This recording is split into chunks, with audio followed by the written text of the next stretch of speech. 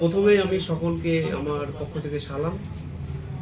এখানে যে উপস্থিত হয়েছেন সকলকে জানাই আমি আমার পক্ষ থেকে আন্তরিক ভালোবাসা।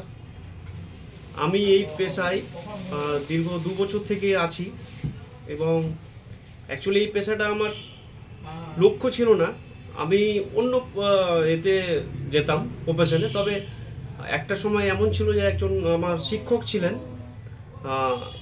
ওনার নাম জাহাঙ্গীর কবির।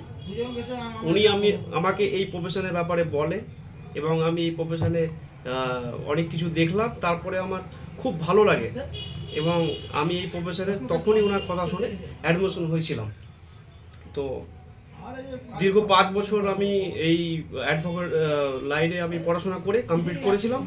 তারপরে 2021-এ কমপ্লিট করার পর থেকে আমি এখন জঙ্গিপুর কোর্টে প্র্যাকটিসরত রয়েছি। তো আমি একটা কথাই বলবো যে আমাদের সমাজে বিভিন্ন ধরনের মানে মানুষ রয়েছে যারা আইনগতভাবে কোনো রকম সাহায্য পায় না এবং তাদের যে স্বাধীনতা, তাদের যে হিউম্যান রাইটসের যে একটা স্বাধীনতা, সেটা অনেক মানুষ ছিনিয়ে নিচ্ছে।